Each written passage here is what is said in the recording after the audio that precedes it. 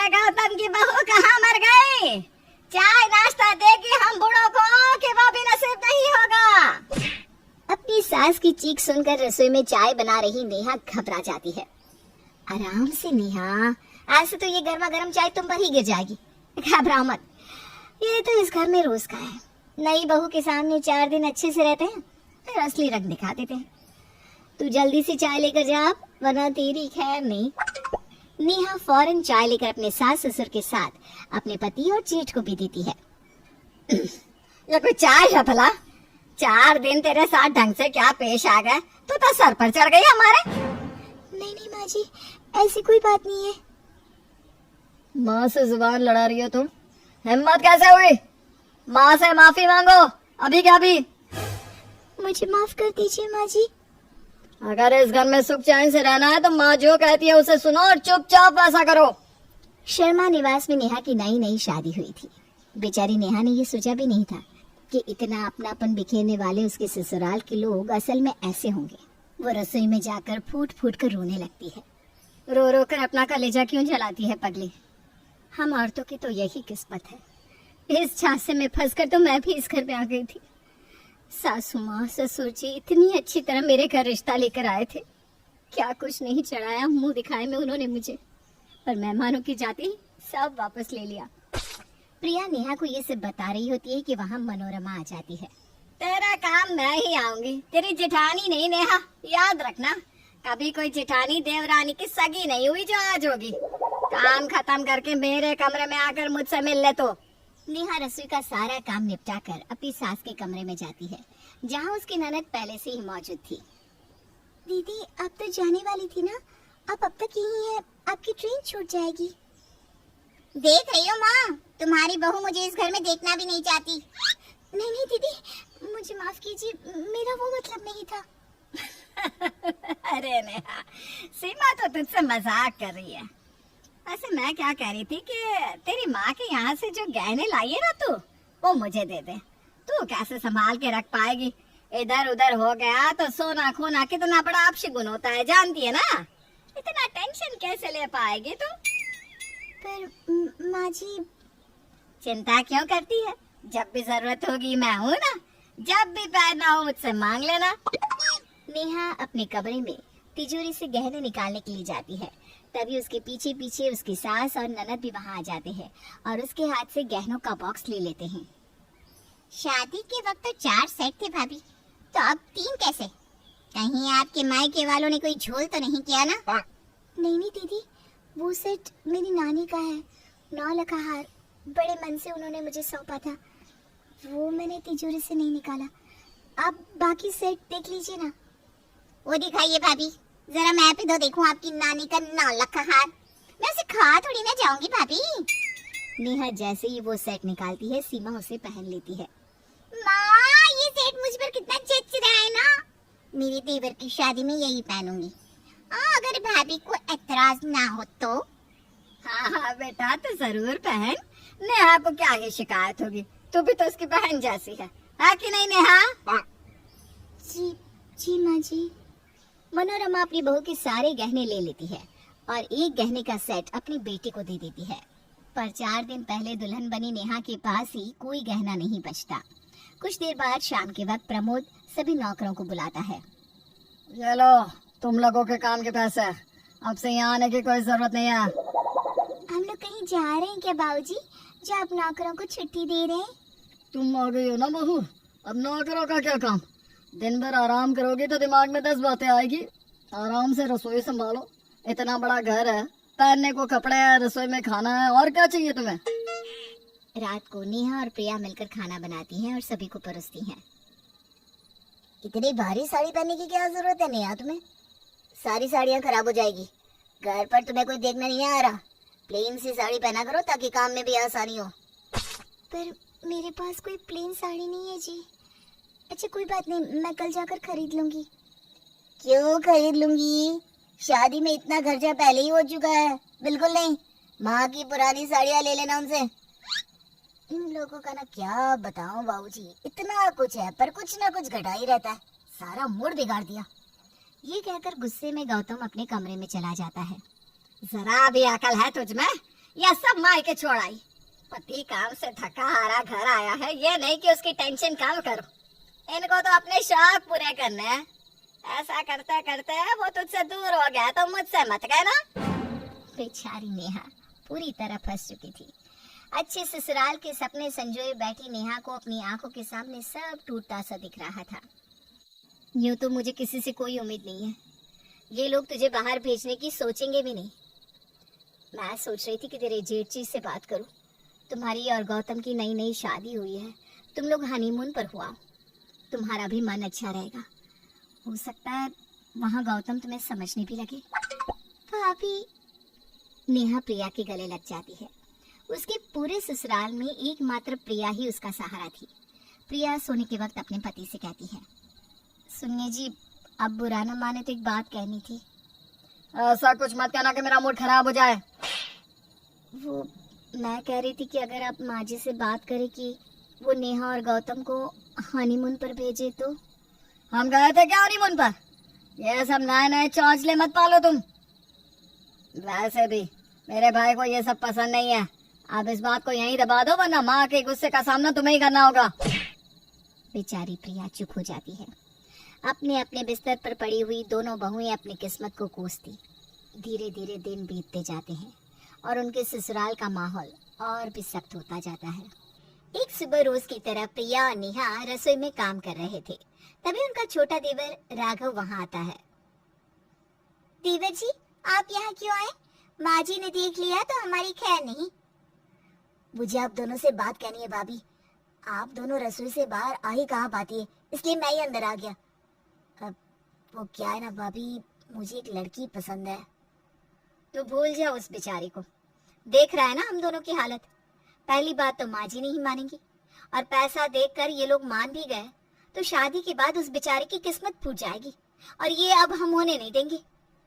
उसे सब पता है भाभी, सब कुछ, फिर भी वो इस घर में आना चाहती है। मैं और नेहा तो मूर्ख बन गए, पर तेरी तो लव मैरिज है। उस बेचारी के साथ गलत नहीं होना चाहिए।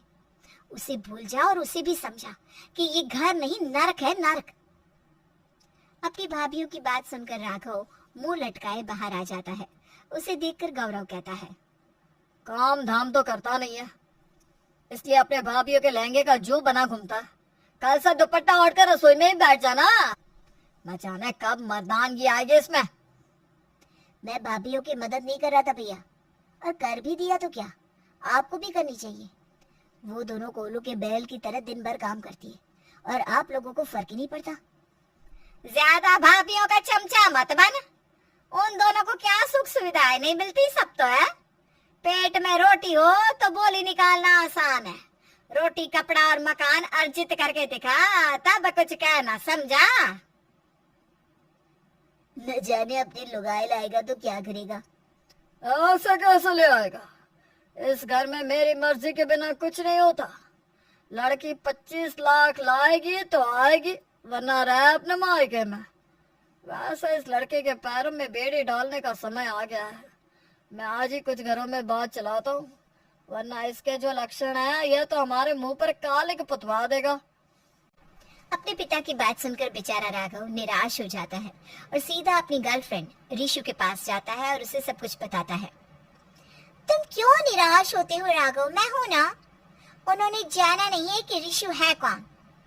एक काम करते हैं, मेरी जॉब हो गई है, तुम भी लॉयर बन गई हो, चलो ना हम शादी कर लेते हैं, मैं घर से अलग हो जाऊंगा। और भाभीयों का क्या होगा? तुम्हारे घर वालों की सोच, उसे बदलना ही होगा राघव। अब तो मैं उसी घर में बहू बनकर आऊंगी राघव। राघव और ऋषु शादी कर लेते हैं और सीधा पहुंचते हैं शर्मा निवास। ऋषु अपने साथ 2 ट्रक भरकर सामान लाती है, जिसे देखकर मनोरमा का मुंह खुला का खुला रह जाता है। अरे बेटा, ऐसी बात थी तो हमें बताता, हम करवाते तेरी शादी। कितनी सुंदर बहू लाया है तुम मेरे लिए, साक्षात माँ लक्ष्मी का स्वरूप लग रही है। वो तो लगेगी ही ना माँ, गले में इतना सोना जो पहना है ऋषु ने।